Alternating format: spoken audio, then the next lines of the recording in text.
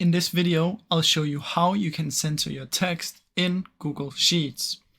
Now this is super simple, guys, so let's just get right into it. Now first you want to open up your Google Sheets and you want to find the sheets just like this. Now from in here, if you want to do all the text, you can press on this button right here and you'll select everything.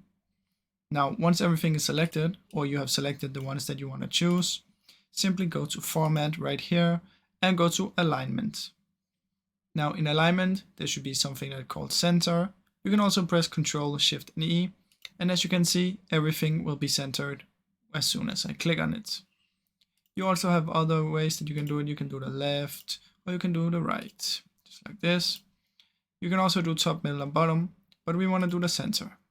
And as you can see, everything has now been centered perfectly in the middle. That is how you can do it on the Google Sheets, guys. It works as well in Excel and it's super simple and easy. Now, I really hope you enjoyed the video, and if you did, please leave a like and subscribe as it helps me out a ton. Thank you so much for watching.